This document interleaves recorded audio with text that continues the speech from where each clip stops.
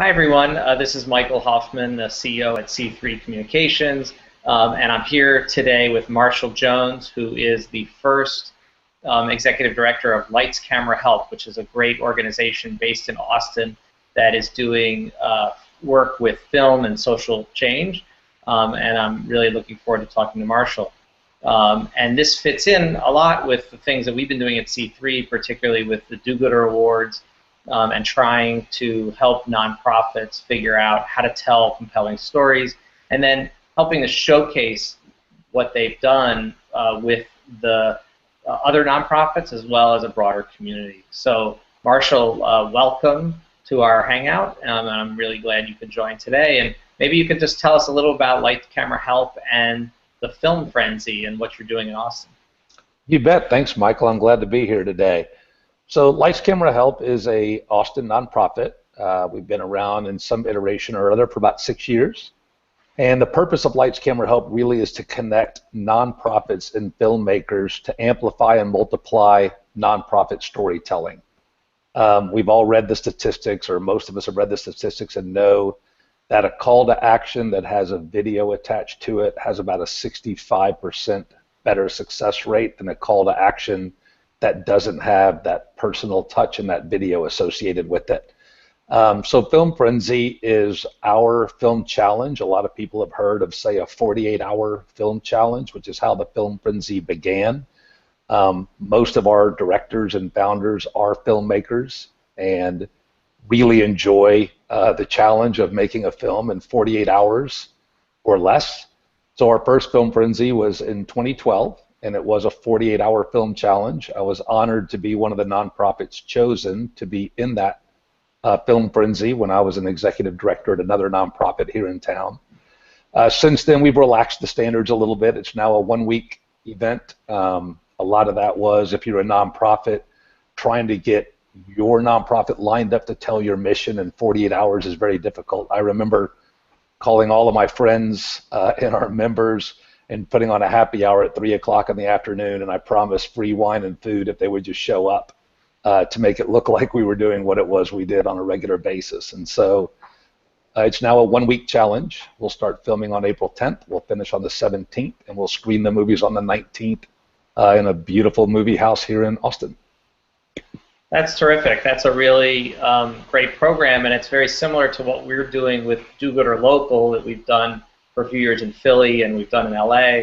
And I think that this really relates to the idea that nonprofits often don't have compelling contents, right? So you're saying you can do it, and we're going to give you sometimes restrictions actually help people get things done, right? If it's open-ended and we can do it whenever, it never happens. But if you say you got a week and we're going to give you some resources and you have some volunteers and some filmmakers, then something can happen, and that content can become very usable. Is that what you guys are thinking with creating this? It is, and I find it really interesting that you put it in that context.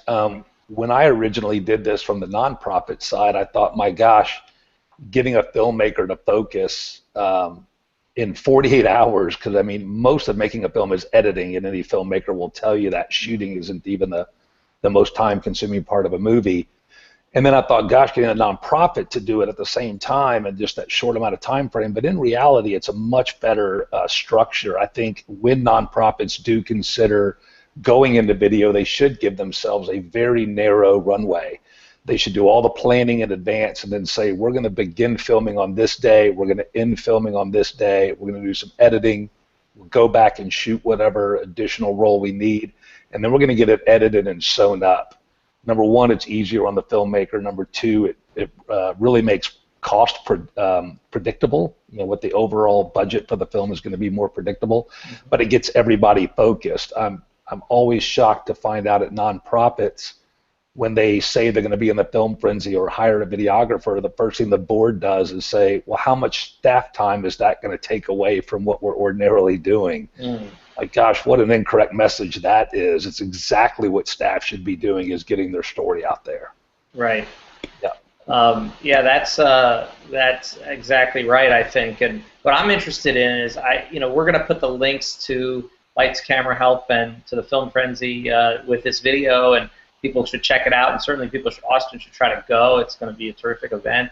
And I'm also just thinking about, could nonprofits use this model themselves? Could they go out and get some folks from a film school or local filmmakers or volunteers and kind of create their own restrictions and say, we're going to create a challenge for our own organization to create a film in a week or something, as a way to just jumpstart their creative thinking, to get some volunteers involved, to just create a program. So can we take this idea and actually create a framework that organizations could use themselves? What do you think about that, Marshall? Michael, I think it's a really good thought, and I think nonprofits, especially those with maybe 15 or more employees, could even do this within their own nonprofit against one another. So I could imagine, the gala committee having a film and the membership committee having a film, and the grants committee making a film, let's say, or the corporate giving department, whomever, right? And so challenge themselves. And so, yes, we do believe in professional filmmakers. And if you're going to put a video on your website to live in infamy, you do need to hire a professional filmmaker. But to just put on a challenge, you don't even need that. iPhones, the new phones out there have amazing cameras on them. It's super simple to pick one up, and a team could just say, we're going to spend this weekend and we're going to make a great video about our nonprofit and what we're doing, just to put out there and let other people see. It could be a great internal competition, and I'd like to see more nonprofits try it.